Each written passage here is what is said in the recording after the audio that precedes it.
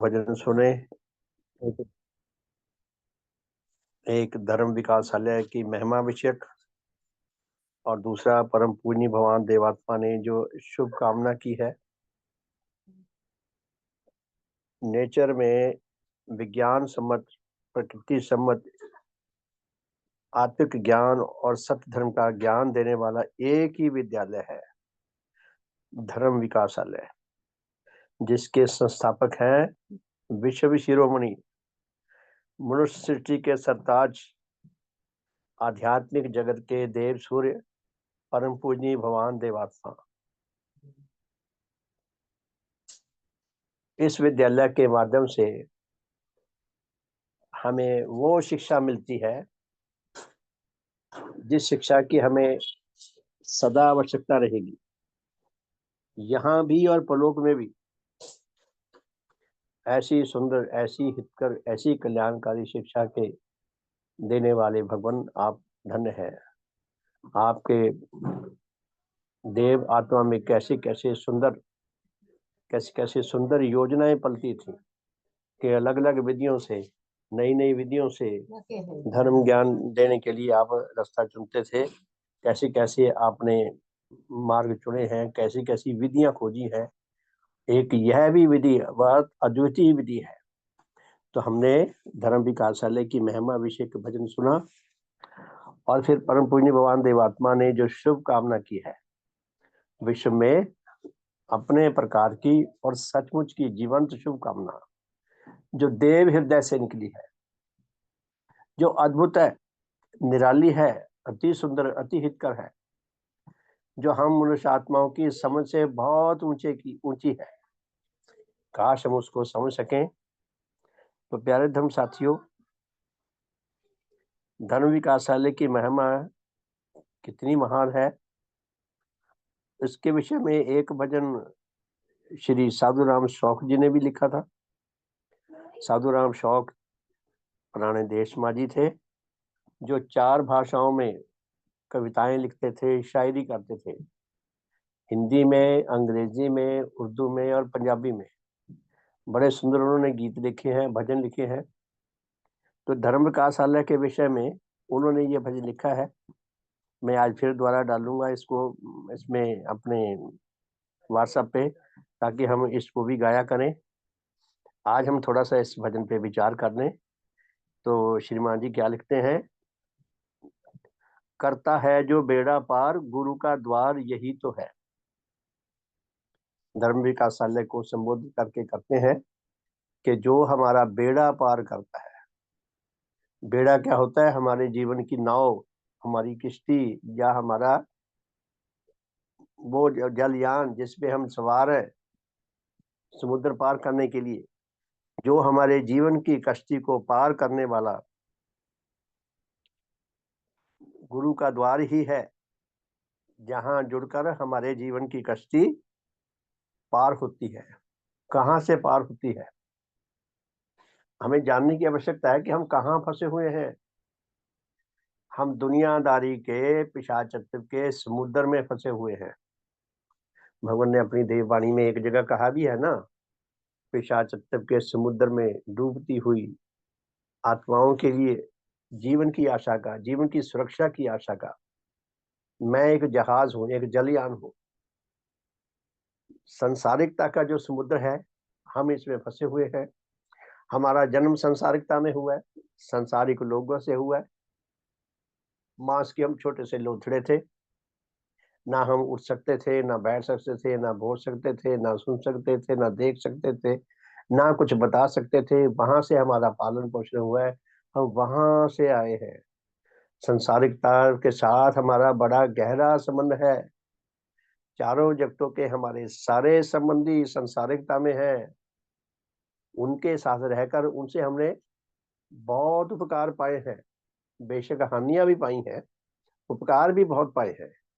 तो भगवान देवात्मा उस संसारिकता के समुद्र में जो खतरे हैं, उनसे हमें बचाकर सुरक्षित उस समुद्र के पार ले जाने के लिए, अर्थात अनैतिक जीवन से, अधार्मिक जीवन से बाहर निकाल कर धर्म जगत में धार्मिक जीवन में ले जाने के लिए भगवान देवात्मा जो है वो हमारे लिए सबसे बड़ा साधन है, सबसे सशक्त, पूर्ण विश्वास योग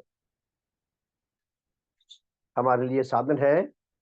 तो सांसारिकता से वो हमें धर्म जगत में ऊंचे से ऊंचे, ऊंचे से ऊंचे स्तर पर ले जाने के लिए हमारे सबसे बड़े आश्रयदाता है। तो क्या लिखा है, करता है जो बेड़ा पार, गुरु का द्वार यही तो है। भगवान के द्वार का ये माध्यम है धर्म विकासालय, और भगवान के द्वारा सृजित किया गया है। ये भगवान का ही देव रूप है। इसकी महिमा अपरंपार, गुरु का द्वार यही तो है। धर्म विकासालय की महिमा अद्वितीय है। भगवान अद्वितीय है, उनका प्रत्येक कार्य अद्वितीय है। धर्म विकास है भगवान ने सृजित किया, जो 1907 में हमारे सम्मुख आया। और उसके पहले प्रिंसिपल, पहले शिक्षक श्रद्धेय श्रीमान देवर सिंह जी, व्रती कर्मचारी, जो धर्म जगत के सितारे, उन्होंने इसके प्रिंसिपल के पद को सुशोभित किया। और ऐसे विद्यालय में ऐसी अद्वितीय शिक्षा दी जाती है जिसकी हमें सदा आवश्यकता रहेगी, यहाँ भी परलोक में भी। हम कहीं भी रहें, हमें इस शिक्षा की सदा आवश्यकता रहेगी। तो जिस विद्यालय से ये शिक्षा मिलती है वो विद्यालय कितना महान है, इसकी महिमा कितनी महान है, काश हमें समझ आ सके। धर्म विकासालय है नाम, दिल बदलाना इसका काम। ये जो शिक्षा केंद्र है, इस शिक्षा केंद्र का नाम है विद्यालय, शिक्षा का घर। लेकिन कैसी विद्या, धर्म विद्या, धर्म विकासालय, कि धर्म का विकास करता है हमारे अंदर। धर्म विकासालय है नाम, दिल बदलाना इसका काम।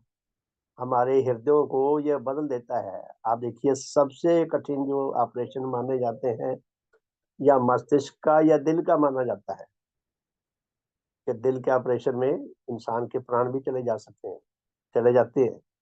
अब तो मेडिकल साइंस ने इतनी तरक्की कर दी कि अब तो बहुत सुविधाजनक हो गया, लेकिन फिर भी रिस्क तो रिस्क ही है। तो परम पुण्य वहां देवात्मा हमारे दिल का ऑपरेशन नहीं करते, दिल ही बदल देते हैं, नया दिल लगा देते हैं। पुराना गला सड़ा निकाल के उसकी जगह नया पीस लगा देते हैं, जो बहुत जानदार, बहुत सशक्त, उच्च भावों से भरा हुआ, उच्च जीवन से भरा हुआ। धर्म विकासालय है नाम, दिल बदलाना इसका काम। तो ऐसे विद्यालय पर, इस पर जाएं हम बलिहार, हम इसके साथ अनुराग सूत्र से बने, श्रद्धा सूत्र से बंधे, कृतज्ञता सूत्र से बंधे। इस पर जाएं हम बलिहार, गुरु का द्वार यही तो है। भगवान देवात्मा का ये सच्चा प्रतिनिधि है धर्म विकासालय। आकर यहाँ शफा है पाते, शफा का मतलब ठीक होते, उनके रोग ठीक होते हैं। आकर यहाँ शफा है पाते, मौत के मुंह से हैं बच जाते। जिस जिस सौभाग्यवान जन को धर्म विकासालय में आकर अपना आत्मिक जीवन का इलाज करने का सौभाग्य मिलता है, यहाँ आकर उसके आत्मिक रोग सब नष्ट हो जाते हैं, शुद्ध पवित्र आत्मा बन जाता है, मृत्यु से बच जाता है। आकर यहाँ शफा है पाते, मौत के मुंह से हैं बच जाते। लाखों रूहानी बीमार, जो आत्मिक रोगों से बुरी तरह ग्रस्त हैं, ऐसे ऐसे भयानक रोगों से ग्रस्त रोगी बच जाते हैं। तो जिस चिकित्सालय में आकर ऐसे भयानक रोगियों की पूरी तरह रक्षा और विकास हो जाता है, वो है धर्म विकासालय। तो धर्म विकासालय, गुरु का द्वार यही तो है। भगवान से जुड़ने का ये बहुत सुंदर, बहुत हितकर, बड़ा सशक्त माध्यम है। जो थे अनपढ़, मूर्ख, जाहल, जो धर्म की दृष्टि से अनपढ़ थे, गंवार थे, मूर्ख थे, जाहल थे, उजड़ थे, जो थे अनपढ़, मूर्ख, जाहल, पढ़ लिख बन गए आलम फाजल। आलम कहते हैं विद्वान, जो शिक्षा पाकर विद्वान बन गए, और फाजिल कहते हैं जो विख्यात हो जाए दुनिया में कि बहुत विद्वान है। विद्वान भी बन गए, विख्यात भी हो गए। जो थे अनपढ़ मूर्ख जाहल, पढ़ लिख बन गए आलम फाजल, वो अब करते हैं प्रचार। जो विश्व का सबसे सुंदर काम है, जो सबसे हितकर काम है, जो परम आनंद परम रस देने वाला काम है, जो हमारे आत्म जीवन को शुद्ध पवित्र करने वाला काम है, जो हमें अमर जीवन के मार्ग पर ले जाने वाला काम है, जो हमें उच्च रस देने वाला काम है, हमारा हाईएस्ट लेवल का मनोरंजन करने वाला जो कार्य है। तो क्या कहा है? जो थे अनपढ़ मूर्ख जाहल, पढ़ लिख बन गए आलम फाजल, वो अब करते हैं प्रचार। गुरु का द्वार यही तो है।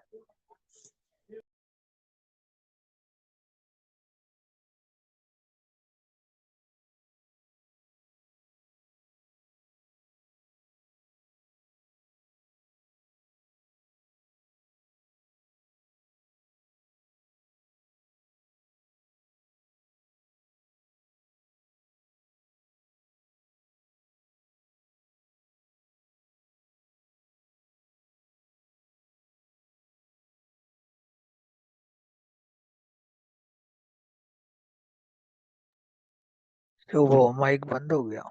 शुभ हो। बंद नहीं हुआ जी, शोर आ रहा था, मैंने बंद करा था। शुभ हो, धन्यवाद। तो क्या लिखा है श्रीमान जी ने? जो थे अनपढ़ मूर्ख जाहल, पढ़ लिख बन गए आलम फाजल, वो अब करते हैं प्रचार। गुरु का द्वार यही तो है। कि वो जो मूर्ख थे, अनपढ़ थे, जाहल थे, पशुओं जैसे थे, वो पढ़ लिख कर धर्म की शिक्षा पाकर विद्वान हो गए, महापुरुष बन गए, विख्यात हो गए, और दुनिया का सबसे सुंदर, सबसे हितकर, सबसे बेस्ट काम करने का उन्हें सौभाग्य मिला। वो अब करते हैं प्रचार। गुरु का द्वार यही तो है। यहाँ शराबी ठग शिकारी, नशेबाज बदचलन जुआरी, बन गए नेक और बाएतबार। बाएतबार का मतलब विश्वास के योग्य। कहते जो शराबी थे, नशेड़ी थे, ठग थे, शिकारी थे, नशेबाज थे, बदचलन थे, जुआरी थे, यानी कि जीवन के हर प्रकार के जिनके अंदर बुराइयां भरी हुई थी, बिल्कुल विश्वास के योग्य नहीं थे, वो नेक बन गए यहाँ आकर, और विश्वसनीय बन गए, विश्वास के योग्य बन गए नेक और बाएतबार। गुरु का द्वार यही तो है। उच्च जीवनधारी बन गए। जहाँ विकासार्थी हैं आते, सत्य धर्म की शिक्षा पाते। ये विद्यालय ऐसा है, अद्वितीय विद्यालय है, जिसमें महासौभाग्यवान विद्यार्थी आते हैं। वो बच्चों को जब स्कूल लगाया करते थे, बच्चे रोते जाया करते थे, कई तो चांटे मार मार के ले जाया करते थे। हमने देखे हैं सीन। बच्चा स्कूल जाना नहीं चाहता, चांटे मार मार ले जाते हैं। यहाँ जो आते हैं बड़े बहुत सौभाग्यशाली होते हैं विद्यार्थी जो इस विद्यालय में आते हैं। जहाँ विकास साथी है आते, सत्य धर्म की शिक्षा पाते। यहाँ आकर उनको सत्य धर्म की, प्रकृति सम्मत धर्म की, विज्ञान मूलक धर्म की, सच्चे आत्म कल्याण करने की विधि की शिक्षा मिलती है। छोड़ के अपना सब घर बार, गुरु का द्वार यही तो है। इस विद्यालय में आने के लिए पीछे का सब कुछ भूल जाना पड़ता है। तो प्यारे धर्म साथियों, ऐसे विद्यालय में हमें तो ये घर बैठे बैठे मिल गया, ना हमें कुछ छोड़ने की जरूरत पड़ी, ना हमने कुछ छोड़ा, हमारे घर में ही है ये विद्यालय। तो हमारा कितना सौभाग्य है कि ये जूम का जो सिलसिला चला है, घर बैठे हमें इस विद्यालय में शामिल होने का और भगवान की विद्या को लाभ करने का सौभाग्य मिला है। तो बहुत बहुत सम्मान के योग प्यारे धर्म साथियों, देव शास्त्र तीसरा खंड आज से पुनः शुरू करते हैं। इस बार आशा है हम और अच्छी तरह समझ सकेंगे, पुण्यवान के देव अमृत को और अच्छी तरह लाभ करने की अवस्था में आ सकेंगे। तो देव शास्त्र तीसरे खंड के इस मुख्य पृष्ठ पे पहले तो भगवान देवात्मा की सुंदर छवि है, जिसके नीचे लिखा हुआ है देव धर्म प्रवर्तक भगवान देवात्मा। इन शब्दों का भी अपना अपना मीनिंग है कि देव धर्म प्रवर्तक सत्य, शुभ तथा आध्यात्मिक सौंदर्य से परिपूर्ण धर्म, उस धर्म के जो प्रवर्तक हैं, लाने वाले हैं, भगवान देवात्मा, ये उनकी छवि है। तो देवशास्त्र तीसरा खंड ये किन किन के लिए है? भगवान लिखते हैं कि देव धर्म प्रवर्तक विरचित यह ग्रंथ प्रत्येक देश और प्रत्येक जाति और प्रत्येक वर्ण और प्रत्येक संप्रदाय के अधिकारी जनों के लिए एकमात्र सत्य और नित्य नेचर के सत्य और अटल नियमों और उनकी सत्य घटनाओं पर स्थापित विज्ञान मूलक सत्य की शिक्षा का अपूर्व ग्रंथ है। कितनी बातें लिखी हैं इसके बारे में कि ये जो ग्रंथ है ये प्रत्येक देश और प्रत्येक जाति के लिए, एक एक देश में कितनी जातियां होती हैं और प्रत्येक वर्ण के लिए कितने रंग होते हैं, पर कितने भेद हैं रंग को लेकर, प्रत्येक संप्रदाय के लिए कितने मत हैं, कितने मतों के अनुयायी हैं, प्रत्येक संप्रदाय के लिए मनुष्यों के अलग अलग वर्ग हैं, उन सब के जो अधिकारी जन हैं, जो सुपात्र जन हैं, उन सब के लिए यह एकमात्र अद्वितीय ग्रंथ है, सच्चा ग्रंथ है, जो नित्य नेचर के, नेचर जो सदा से है, सदा सदा से रहती है, ऐसी नेचर के सत्य नियमों, अटल नियमों और उसकी सत्य घटनाओं पर स्थापित विज्ञान मूलक सत्य धर्म की शिक्षा का अपूर्व ग्रंथ है। ऐसा ग्रंथ है जो हमें शाश्वत शिक्षा का ज्ञान और बोध देता है, हमारे आत्म कल्याण के मार्ग को प्रशस्त करता है। तो प्यारे धर्म साथियों, देवशास्त्र तीसरे खंड के यूं समझिए कि पहले ही पृष्ठ पर भगवान देवात्मा ने मनुष्य के संबंध में 4 बातें लिखी हैं। मनुष्य तत्व, तत्व का मतलब निचोड़, किसी भी क्रिया का, किसी भी विषय का जो बेहतर बेहतर जो बेस्ट उसका जो परिणाम है, रिजल्ट है। तो मनुष्य तत्व का क्या रिजल्ट है, भगवान ने जो हमें बताया है इसमें बहुत कुछ बता दिया 4 बातों में। हम इन चारों बातों को अपने लिए आध्यात्मिक दर्पण समझकर, लुकिंग ग्लास होता है ना जिसमें हम अपना मेकअप करते हैं, कंघी करते हैं, शेव करते हैं, लेडीज अपना मेकअप करती हैं, तो ये चारों बातें हमारे लिए आध्यात्मिक दर्पण है। इस दर्पण में अपने आप को झांक कर देखें कि हमारा आत्मिक रूप कैसा है, हमारा व्यक्तित्व कैसा है, किस ओर संकेत करता है यह दर्पण। तो भगवान क्या फरमाते हैं, आत्मबोध और आत्मज्ञान के विषय में देवात्मा की देववाणी क्या है, आत्मा का बोध देने के लिए, आत्मा का ज्ञान देने के लिए। हम सरल शब्दों में समझें, ज्ञान है शब्दों में ज्ञान, और बोध जो है वो उसका व्यवहारिक ज्ञान है, गहरी सूझबूझ है। तो उसके विषय में भगवान देवात्मा ने 4 बातें कही है। पहली बात, मनुष्य होकर जो जन अपने ही अस्तित्व के विषय में सत्य ज्ञान लाभ करने की कोई आकांक्षा नहीं रखता, उससे बढ़कर और कृपा पात्र कौन हो सकता है। भगवान हमें बता भी रहे हैं, हमारे से पूछ भी रहे हैं। अगर आपसे कोई पूछे, मेरे से कोई पूछे कि सबसे कृपा पात्र मनुष्य कौन है, तो जैसी हमारी सूझबूझ है, जैसा हमारा ज्ञान है, जैसी हमारी आत्मिक पूंजी है, जैसे हमारे संस्कार हैं, जैसे हम लोगों में रहते हैं, जैसी हमारी धारणाएं हैं, या यूं समझिए जिस रंग का हमने चश्मा पहना हुआ है उस रंग के चश्मे से देखेंगे और अपनी अपनी धारणाओं के हिसाब से बता देंगे। लेकिन नेचर ने सबसे सबसे ज्यादा कृपा पात्र किसे बनाया है? भगवान ने हमारे लिए एक प्रश्न भी रखा है और हमें बताया भी है, और हमारा आह्वान भी करते हैं कि तुम देखो तुम इस नियम के अंतर्गत हो या नहीं हो। तो क्या कहते हैं भगवान, मनुष्य होकर जो जन अपने ही अस्तित्व के विषय में सत्य ज्ञान लाभ करने की कोई आकांक्षा नहीं रखता, उससे बढ़कर और कृपा पात्र कौन हो सकता है। भगवान फरमाते हैं कि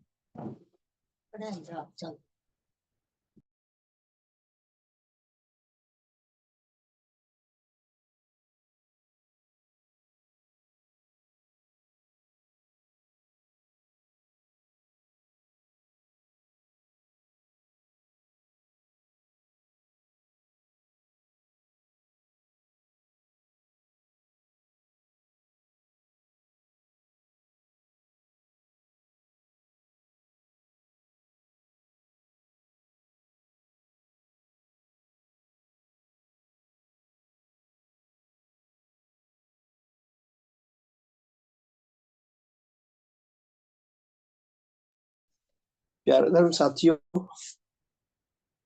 भगवान फरमाते हैं, भगवान हमें स्पष्ट करते हैं, हम समझाते हैं कि आत्मा का और सत्य धर्म का ज्ञान पाने का अधिकार नेचर ने केवल मनुष्य की प्रजाति को दिया है।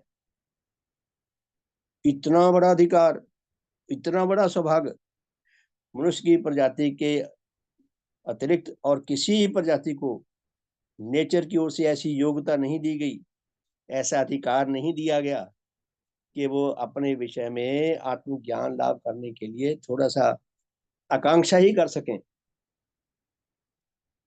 तो भगवान क्या फरमाते हैं कि मनुष्य को इतना बड़ा अधिकार तो मिल गया, लेकिन करोड़ों मनुष्य वो अपने आप को जांच कर देखें, क्या उनके अंदर ये इच्छा कभी पैदा होती है, क्या उनके अंदर ये आकांक्षा पैदा होती है कि वह अपने विषय में, अपने जीवन के विषय में और विशेष रूप से अपने आत्मिक जीवन के विषय में और धर्म के विषय में सच्चा ज्ञान लाभ करें। तो पूज्य भगवान क्या फरमाते हैं कि मनुष्य होकर जो जन अपने ही अस्तित्व के विषय में सत्य ज्ञान लाभ करने की कोई इच्छा नहीं रखता, कोई आकांक्षा नहीं रखता, तो वह तो एक बेजान पत्थर की तरह है। उससे बढ़कर कृपा पात्र और कौन हो सकता है, यानी कि वो सबसे ज्यादा कृपा पात्र है, वो सबसे ज्यादा निर्धन है, जीवन के प्रत्येक पक्ष में निर्धन है, सबसे ज्यादा निर्धन है, सबसे ज्यादा अभागा है। प्यारे साथियों, हम अपने आप को देखें इस दर्पण में कि हम कहाँ खड़े हैं। हमें उत्तर मिल जाएगा जो भगवान हमें समझाना चाहते हैं। तो दूसरी बात भगवान लिखते हैं कि मनुष्य होकर किसी जन के लिए अपने अस्तित्व, अस्तित्व में तो हमारे सारा कुछ आ जाता है, कि मनुष्य होकर किसी जन के लिए अपने अस्तित्व, विशेषकर अपने आत्मा के विषय में सत्य बोध और सत्य ज्ञान लाभ करने का आकांक्षी होने से बढ़कर और कोई बड़ा अधिकार नहीं है। भगवान कहते हैं, यदि किसी मनुष्य में सत्य, अपने विषय में सत्य ज्ञान पाने की इच्छा पैदा होती है, गहरी है इच्छा, अपने विषय में इच्छा, ज्ञान पाने की इच्छा पैदा होती है, तो ये उसका बहुत बड़ा सौभाग्य है। क्योंकि जो अपने विषय में सच्चा आत्मज्ञान लाभ करेगा, उसके आत्मिक जीवन की रक्षा और विकास की संभावना है। जो अपने बारे में ज्ञान ही नहीं पाना चाहता, उसके बचने की कोई संभावना नहीं, उसे कोई नहीं बचा सकता। तो भगवान क्या कहते हैं कि मनुष्य होकर किसी जन के लिए अपने अस्तित्व, विशेषकर अपने आत्मा के विषय में सत्य बोध और सत्य ज्ञान लाभ करने का आकांक्षी होने से बढ़कर और कोई बड़ा अधिकार नहीं है। क्योंकि उससे नीचे पशु जगत के किसी जीव को भी अपने अस्तित्व के विषय में इस प्रकार के ज्ञान लाभ करने का कोई अधिकार प्राप्त नहीं है। अब श्रद्धेय श्रीमान देवर सिंह जी ने जो स्वर्णिम अक्षरों में लिखे जाने वाले शब्द हैं सौभाग्य के बारे में, उनसे हमें ये बात समझ आ सकती है अच्छी तरह। श्रीमान जी ने क्या लिखा है कि एक समय ऐसा आया जब भगवान देवात्मा के देव प्रभावों को पाते पाते वो धर्म जगत के सितारे बन गए। तो उन्होंने कहा कि भगवान, आपके द्वारा प्रदान किए गए आत्मा के सत्य ज्ञान और बोध को लाभ करके, आपके देव प्रभावों को लाभ करके जो मेरी रक्षा हो रही है, जो मेरा विकास हो रहा है, जो मेरा भला हो रहा है, जब मैं उसकी ओर दृष्टि ले जाता हूँ और जब मैं नीच चिंताओं, नीच गतियों से बिल्कुल सुरक्षित निकल आता हूँ, तो मैं इतना सौभाग्यशाली बोध करता हूँ कि सारी दुनिया मेरे से बहुत नीचे है इस मामले में। उन्होंने दृष्टांत दिए हैं। क्या दृष्टांत दिए हैं कि यदि किसी जन के जो निर्धन है, बहुत कंगाल है, अचानक उसको कहीं से बहुत सारा धन मिल जाए तो हम उसकी प्रसन्नता का अनुमान नहीं लगा सकते। तो कितना प्रसन्न होगा, कितना अपने आप को सौभाग्यशाली महसूस करेगा। और यदि किसी निसंतान को संतान मिल जाए तो वो और भी ज्यादा प्रसन्न महसूस करेगा। यदि कोई जन जो मर गया हो वो जीवित हो जाए, हम अनुमान लगाएं वो कैसा उसकी उसकी हार्दिक अवस्था कैसी होगी, कितना वो प्रसन्न होगा। उसने दोनों दुनिया देख ली जीते जी, स्थूल रूप में कि मरने के बाद क्या देखा उसने और जीवित जी क्या देखा, तो वो कितना प्रसन्न होगा। और श्री माँ जी कहते हैं कि खाली मरने के बाद दोबारा जीवित ना हो जाए, जीवित होके सारी दुनिया का राजा बन जाए, तो भी वो मेरे स्वभाव की तुलना में बहुत नीचे है, निचले स्तर पे है। हम गहन विचार करें श्रीमान जी हमें क्या बताना चाहते हैं। अब देखिए, हम इसी बात को उल्टे रूप में समझे कि जिस मनुष्य के निर्धन को बहुत सारा धन मिल गया, उसके जीवन में एक पल ऐसा आएगा सारा धन उससे छिन जाएगा, या तो खर्च हो जाएगा, या संतान ले जाएगी ठग के, या चोरी हो जाएगा, या जब वो मर गया रोग में चला गया धन यही रह गया। जो धन मिला था, जिसको लेकर वो बहुत सौभाग्यशाली महसूस करता था, वो धन सदा उसके पास नहीं रह सकता। दूसरी बात कि जिस जन को संतान मिल गई, जिसके संतान नहीं होती थी, बहुत तड़पता फिरता था, एक समय ऐसा आएगा संतान भी उसके जीवन से चली जाएगी। संतान बड़ी होकर अपने कामकाज में कहीं की कहीं चली जाती है। आजकल तो मैं देखता हूँ हमारे अपने मोहल्ले में बेचारे बुजुर्ग रह गए, बच्चे जो है बड़ी बड़ी पोस्टों पे दूर दूर चले गए, लगभग सभी घरों में बुजुर्ग रह गए, तो संतान दूर चली जाती है। या कईयों की दुर्भाग्य से संतान मर जाती है, तब भी संतान छिन गई। अगर आप मर गए, संतान जैसे सूल जगत में रहेगी तो भी संतान से अलग हो गए। तो जिसको संतान मिली थी, जिसको उसने स्थायी सौभाग्य समझा था, वो सौभाग्य भी उसके लिए टेम्परेरी निकला, वो भी उससे छिन गया, फिर वहीं आ गया वापस जहां से वो संतान को चाहता था भी संतान हो जाए। फिर श्रीमान जी फरमाते हैं कि जो जिसको सारी दुनिया का राज्य मिला था तो वह राज्य एक दिन ऐसा आएगा उससे छिन भी जाएगा। जो मरकर जीवित हो गया था वो फिर दोबारा मरेगा।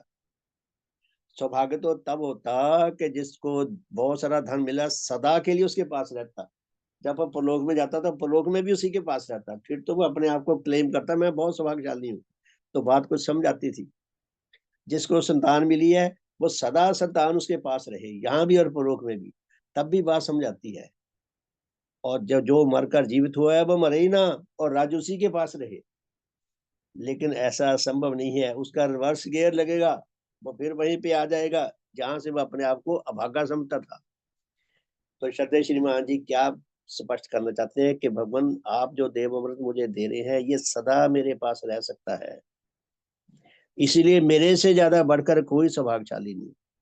तो पूज्य भगवान क्या फरमाते हैं इस दूसरी बात में, दूसरे नंबर पे, कि मनुष्य होकर किसी जन के लिए अपने अस्तित्व, विशेषकर अपने आत्मा के विषय में सत्य बोध और सत्य ज्ञान लाभ करने का आकांक्षी होने से बढ़कर और कोई और बड़ा अधिकार नहीं है। कि वो बहुत सौभाग्यशाली है जिसके अंदर ये इच्छा पैदा हो जाए कि मुझे मेरी आत्मा का धर्म का सच्चा ज्ञान मिल जाए। क्योंकि करोड़ों मनुष्यों के अंदर ये इच्छा नहीं पैदा होती, और पशु जगत में तो बिल्कुल ही नहीं है, वनस्पति जगत में, जड़ जगत में बिल्कुल नहीं है। तीसरी बात, मनुष्य होकर किसी जन के लिए अपने आत्मा के संबंध में सत्य ज्ञान लाभ करने की आकांक्षा रखकर भी परंतु अपनी अयोग्यता के कारण उसके विषय में किसी सत्य के दर्शन करने व उसे उपलब्ध करने के योग्य ना होना, उसका कितना बड़ा दुर्भाग्य है। कि वो आकांक्षी है मुझे ज्ञान मिल जाए, अब ये दूसरे पॉइंट पे जो बात है उससे थोड़ा डिफर करती है कि उसके अंदर गहरी इच्छा है कि मुझे मेरे आत्मा का और सधर्म का ज्ञान मिल जाए। आकांक्षा तो बहुत है लेकिन योग्यता नहीं है। अब योग्यता नहीं है तो ये भी अभागापन है। फिर एक और बात कही है कि अथवा ऐसी आकांक्षा से ही विहीन होकर अपने आत्मा के विषय में पूर्ण अंधकार और अज्ञान की दशा में रहना। भगवान शायद ये फरमा रहे हैं कि किसी जन में आकांक्षा नहीं है लेकिन योग्यता है समझने की, वो भी अभागा है, वो भी बहुत कृपा पात्र है। एक के अंदर तो योग्यता भी नहीं है, आकांक्षा भी नहीं है। एक के अंदर आकांक्षा है, योग्यता नहीं है। एक के अंदर योग्यता है, आकांक्षा नहीं है, वो भी अभागा है। चौथी बात, मनुष्य होकर किसी जन के लिए अपने आत्मा के संबंध में सत्य बोध और सत्य ज्ञान लाभ करने के योग्य होना और उसकी प्राप्ति का शुभ अवसर पाना उसका महाश्रेष्ठ अधिकार है। तो ये चारों बातें लिखी हैं। तो चारों में जो फोर्थ पॉइंट पे है कि कोई मनुष्य तो है, उसके अंदर गहरी तड़प है, गहरी आकांक्षा है सत्य ज्ञान पाने की, आत्मा का और धर्म का सत्य ज्ञान लाभ करने की। उसमें योग्यता भी है, उसके साथ साथ उसको अनुकूल वातावरण, उसको अद्वितीय गुरु, उसको ऐसे धर्म संबंधी ऐसा समूह, ऐसी उच्च संगत भी प्राप्त हो जाए जिसमें उसकी आकांक्षा और उसकी योग्यता फलीभूत हो सके, विकसित हो सके, सुदृढ़ हो सके, स्थायी हो सके, तो वो सबसे बड़ा सौभाग्यवान है। तो प्यारे धर्म साथियों, ये चार बातें बहुत सुंदर हैं, बहुत सारगर्भित हैं और हमारे लिए ये आध्यात्मिक दर्पण है।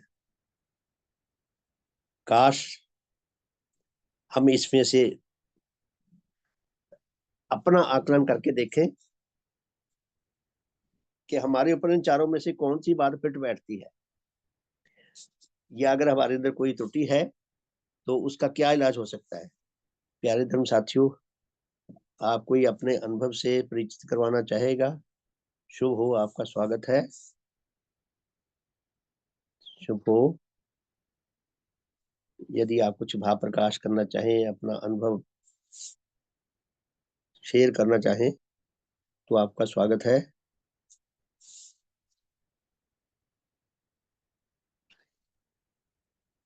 ठीक है, बहुत बहुत धन्यवाद। कोई बात नहीं, अपना लिखे होमवर्क जरूर करें। अच्छा, हाँ जी, अंजू बहन जी, शुभ हो। शुभ हो।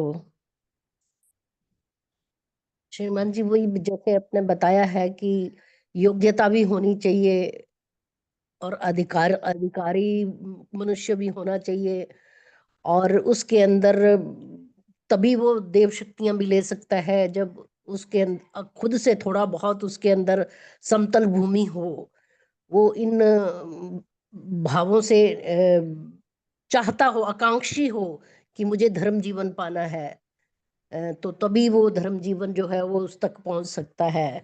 तो ये नियमों पे चलेगा, ऐसे नहीं कि कोई भी चाहेगा तो उसे धर्म जीवन मिल जाएगा या उसको देव ज्योति मिल जाएगी। तो वो पूरा जब जैसे जैसे वो नियम पूरा होता चला जाएगा वैसे वैसे वो हम वहां तक पहुंच सकते हैं और देव ज्योति को, देव तेज को लाभ कर सकते हैं। तो इतना ही समझ पाई हूँ। बहुत बहुत धन्यवाद बहन जी, बहुत सुंदर बात। हाँ जी, कोई और? शुभ हो। शुभ हो। मुझे ये लगा कि इस बात में भगवान देवात्मा ने तीन बातें कही हैं। एक तो मनुष्य होकर उसके अंदर आकांक्षा हो सद्धर्म का ज्ञान बोध पाने की, और दूसरा समझने की योग्यता हो, तीसरा उसे ऐसे गुरु मिल जाए। हमें भगवान देवात्मा मिल गए, समझा तो वही सकते हैं ना जिसके पास हो ज्ञान। हमारा कितना बड़ा सौभाग्य। आप माने हम समझ लें कि आज से 10,000 साल पहले हमारे इसमें उपनिषदों में ऐसी कहानियां बहुत आती हैं। जो वो थे अपना त्रिशंकु थे, उन्होंने कैसा शाश्वत प्रश्न उठाया था अब भी आप देखें जो इसमें यूट्यूब में, फिल्मों में, इसमें टीवी में बहुत प्रोग्राम आते हैं, तो कई ऐसे जहाँ आयोजन होते हैं तो उनके शिष्य जो हैं अपने गुरु से बड़े बहुत सुंदर बड़े सार घर में प्रश्न करते हैं, अपनी समस्याएं बताते हैं, लेकिन उनका जवाब आए बाएं शाएं होता है। बड़ा अफसोस होता है मुझे देख के कि उसके अंदर, शिष्य के अंदर कितनी तड़प है, वो सही उसका उत्तर चाहता है, सही समाधान चाहता है, प्रश्न उसका बहुत शानदार है, लेकिन सही उत्तर नहीं मिल पाता। तो प्यारे धर्म साथियों, मुझे लगता है कि भगवान ये कहते हैं कि उसको देवात्मा भी मिल जाए जो ऐसी शिक्षा दे सके, तो वो सबसे बड़ा सौभाग्यशाली है। 10,000 साल पहले, 20,000 साल पहले कोई बहुत उच्च अधिकारी आत्मा पैदा हुआ हो दुनिया में, लेकिन देवात्मा 10,000 20,000 साल बाद पैदा हुए हैं, तो उसको देवात्मा नहीं मिले। तो अधिकार पाकर भी, अच्छी तड़प रखकर भी, अच्छी योग्यता समझने की रखकर भी सच्चे गुरु का प्राप्त ना होना, वो भटक जाते हैं बेचारे। त्रिशंकु का ये हाल दिखाया है। और ये जो थे अपना नचिकेता, ऐसी कहानियां कईयों की हैं, नचिकेता के अंदर भी ये तड़प दिखाई है। शुभ हो बहन जी। जी श्रीमान जी, थोड़ा सा समय है जिससे मैं थोड़ा सा कुछ पूछना चाहती हूँ जी कि जैसे श्रीमान जी, मैं ये बुक पढ़ती हूँ, लोगों को पसंद भी आ रही है, समझाती भी हूँ, पूरा भगवान देवात्मा का बोल के ही समझाती हूँ, सब कुछ ठीक लगता है। लेकिन वो उनको ये लगता है कि अब हम गुरुद्वारे में जाते हैं तो अब हमारा मन ज्यादा लगता है वहां पे। अब हम वो जो अपने धर्म में जा रहे हैं और वो कर रहे हैं तो वो पहले से अच्छा कर पा रहे हैं। लेकिन वो इस बात को नहीं अपना सकते। वो कहते हैं गुरु हमारा ही रहेगा, लेकिन हम वचन आपके पढ़ेंगे। तो वहां मैं थोड़ा सा अटकी हुई हूँ, मुझे समझाइए कि मैं कैसे उसको आगे पार करूं। जबकि मैं बार बार वो किताब पढ़ के बताती हूँ कि ये उन्होंने लिखा है, ये उनके वचन है, ये देववाणी है। पर वो इसको अलग तरीके से ले रहे हैं, तो कैसे करूं, मैं क्या करूं? ये बहन जी, मैं अपनी तुच्छ जो मेरा अनुभव, मैं उसके आधार पे बता सकता हूँ कि कई प्रॉब्लम है, कई किस्म की समस्या है। पहले तो ये, हम किसी भी जन के साथ कुछ अप्रोच करते हैं ना, उसके हाँ माइंड जी। में पहले तो एक बात ये जाती है कि ये मुझे मेरे धर्म से उखाड़ के अपने धर्म में फिट करना चाहता है। जैसे किसी हाँ जी। पौधे को एक गमले से उखाड़ के हम दूसरे पे लगा दें, उसके मन, हाँ चाहे वो जी। कहे या ना कहे, अधिकतर लोगों के मन में ये रहता है कि मुझे मेरे धर्म से उखाड़ के अपने धर्म में लाना चाहता है। जी। ये पेज फंसा रहता है। तो ये काम बहुत सेंसिटिव है। श्रद्धेय श्रीमान देवर सिंह जी ने जो गाइड लिखी है ना, प्रचार गाइड, वो पढ़ने की जरूरत है, उसका बहुत गहरा मंथन करने की जरूरत है कि हमें भगवान की शिक्षा पहले तो खुद को अच्छी तरह समझाए, और फिर हमारा खुद का आचरण ऐसा हो, और फिर उसके बाद हमें बात कहनी आए, फिर हमारे अंदर सहनशीलता हो, नम्रता हो, समर्पण भाव हो, तब भी उसको धीरे धीरे टाइम लगेगा। और टाइम भी उतना लगेगा जितना वो अधिकारी है। अगर कम अधिकारी है तो 50 साल भी निकल सकते हैं, अगर ज्यादा अधिकारी हो तो 1 मिनट में बात पकड़ लेता है। भगवान के मिशन में आए लोग, श्रद्धा जी आई, 13 साल की छोटी सी बच्ची थी। 13 साल की क्या उम्र होती है, पहली सभा सुनी, वही क्यों कर रह गई। सारे धर्म जगत में देवात्मा के बाद अनुरागी शिष्य का जो है सेकंड इन कमांड है, समझिए, धर्म जगत में। सारी दुनिया के सारे मत, सारे मजहब, सारी शिक्षाएं, सारे बड़े बड़े महामंडलेश्वर और जो कुछ भी है, सब उनकी तुलना में बहुत छोटे हो गए। योग्यता थी ना, बात योग्यता की है। तो हमें ये बहुत, हमारे लिए ये, और फिर हमारे अंदर इतनी परिपक्वता नहीं है, जो देवात्मा समझा सकते हैं वो हम नहीं समझा सकते।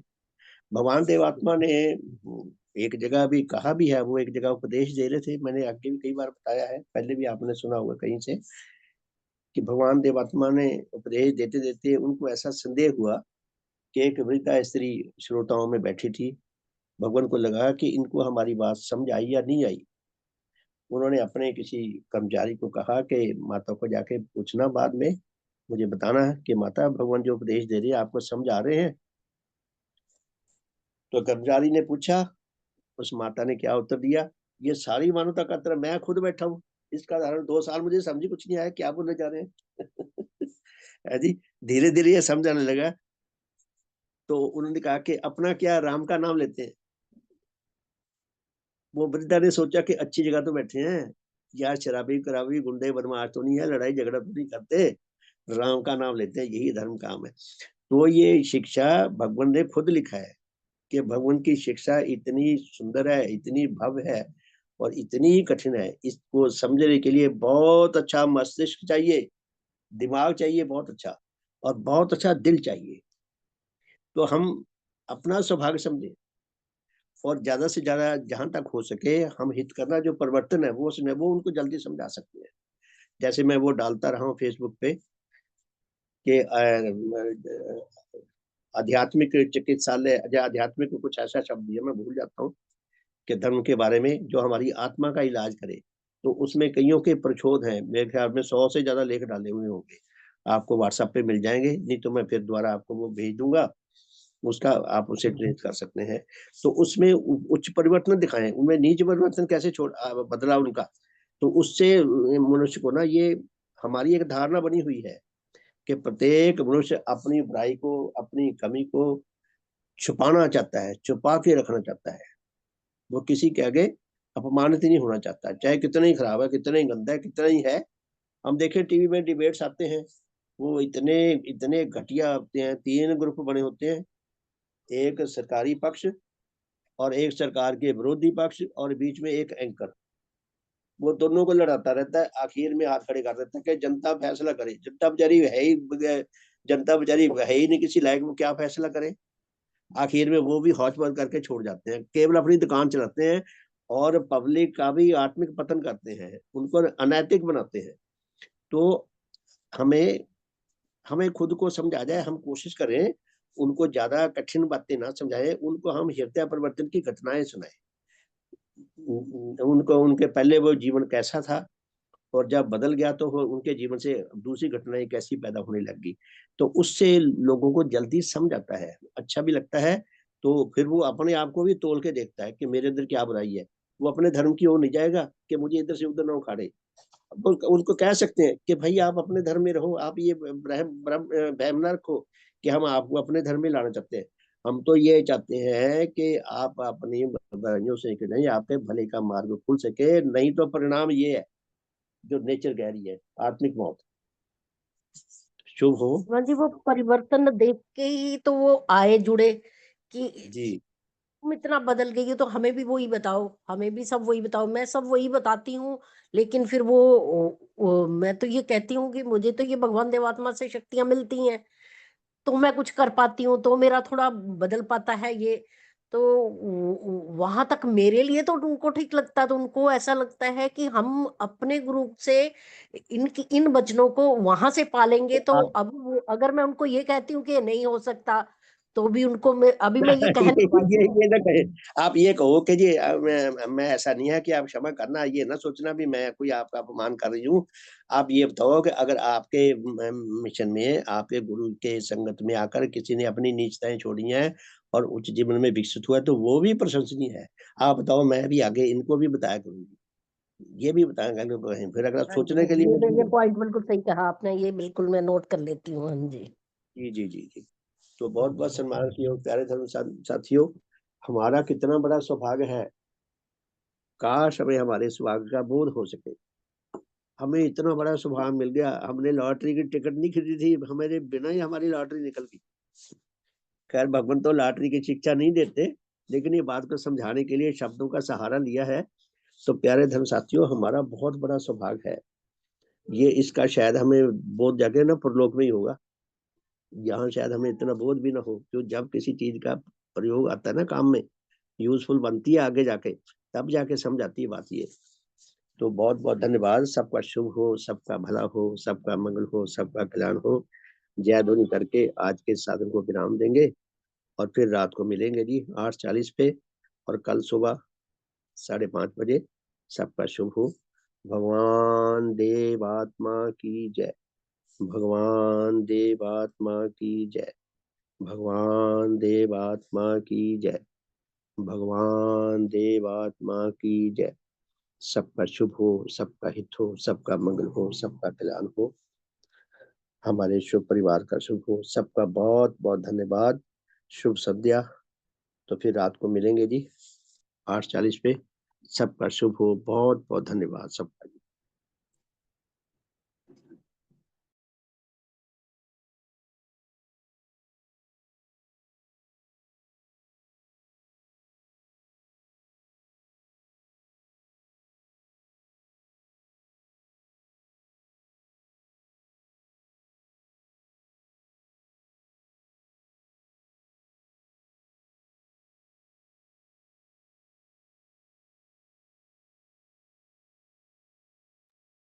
शुभ हो जी। आज समय पर ही खत्म कर दी सभा।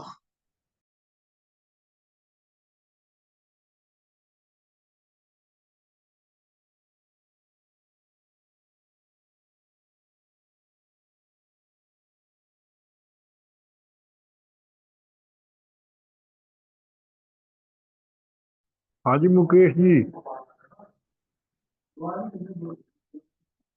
हाँ जी श्रीमान जी, सदैव की जय। समय से 5 मिनट पहले ही खत्म कर दी। 2-3 मिनट पहले ही करते हैं। अच्छा अच्छा अच्छा। आज 27 तो हो गए। हाँ 27 हो गए। ਅਸੀਂ ਵੀ ਇੱਥੇ ਸੁਣਦੇ ਰਹਿੰਦੇ ਆ 2 ਜਣੇ। अच्छा अच्छा। ਹਾਂ ਮੈਂ ਤੇ ਮੈਡਮ ਸੁਣਦੇ ਆ ਦੋਨੋਂ ਜਣੇ। ਮੰਮੀ ਨੂੰ ਤਾਂ ठीक ਸਮਝ है। ਨਹੀਂ ਆਉਂਦੀ, ਅਸੀਂ अच्छी ਸੁਣਦੇ ਆ। बात है। ਹਾਂ ਤੁਸੀਂ ਵੀ 3 ਜਣੇ ਸੁਣ ਨਹੀਂ ਰਹੇ ਹੋ ਮੇਰੇ ਖਿਆਲ। नहीं मैं एक जना ही हाँ। ਅੱਛਾ ਇੱਕ ਜਣਾ ਦੌਲਤ ਸਿੰਘ ਜੀ ਜੁੜੇ ਹੋਏ ਸੀ ਹਨਾ। हाँ दौलत सिंह जुड़े हुए हैं। ਹਾਂ ਹਾਂ। हाँ जी। ਹੋਰ ठीक हो जी ਤੁਸੀਂ? ਤਬੀਅਤ ਠੀਕ हाँ ਤੁਹਾਡੀ? ठीक है। कदों आ रहे हो इधर? ਅਸੀਂ ਦੇਖੋ ਮਈ ਚ ਆ ਰਹੇ ਆ। अच्छा छुट्टियां च। ਹਾਂ ਛੁੱਟੀਆਂ 'ਚ। अच्छा ट्रांसफर हो गया कि नहीं अजय? ਨਹੀਂ ਟ੍ਰਾਂਸਫਰ ਤਾਂ ਨਹੀਂ, ਸਾਡਾ ਮਹਾਤਮਾ ਗਾਂਧੀ ਵਾਲਾ ਕੰਮ ਅੜਿਆ ਹੋਇਆ ਹੈ। ਉਸ ਚਾਰਾ ਸੀਗਾ अच्छा ਉਹ ਪੂਰਾ ਨਹੀਂ ਹੋ ਰਿਹਾ। ਜੇ ਉਹ ਪੂਰਾ ਹੋ ਗਿਆ ਤਾਂ ਉਹਦੇ ਚ ਨਜ਼ਦੀਕ ਆ ਜਾਾਂਗੇ ਜਿਵੇਂ ਹਨੂੰਮਾਨਗੜ੍ਹ ਜਾਂ ਬੀਕਾਨੇਰ। ਤੇ ठीक है। ਨਹੀਂ ਤਾਂ ਫਿਰ ਜੇ ਉਹ ਨਹੀਂ ਪੂਰਾ ਹੁੰਦਾ ਤਾਂ ਫਿਰ ਟ੍ਰਾਂਸਫਰ ਜੂਨ ਜੁਲਾਈ ਚ ਹੋਣਗੇ। ਜੁਲਾਈ ਚ। चलो ठीक है। ਉਸ ਤੋਂ ਪਹਿਲਾਂ ਤਾਂ ਛੁੱਟੀਆਂ 'ਚ ਆ ਹੀ ਜਾਵਾਂਗੇ ਅਸੀਂ। अच्छा ਹਾਂ ਹੋਰ ਠੀਕ ਹੋ? हाँ ठीक है। ਚਲੋ ਆਵਾਂਗੇ ਫਿਰ ਸਭਾਵਾਂ ਸ਼ੁਰੂ ਕਰਦੇ ਆ। हाँ ਹਾਂ ਲੋਕਲ ਵਾਲੀ ਹਨਾ। ठीक। ਠੀਕ।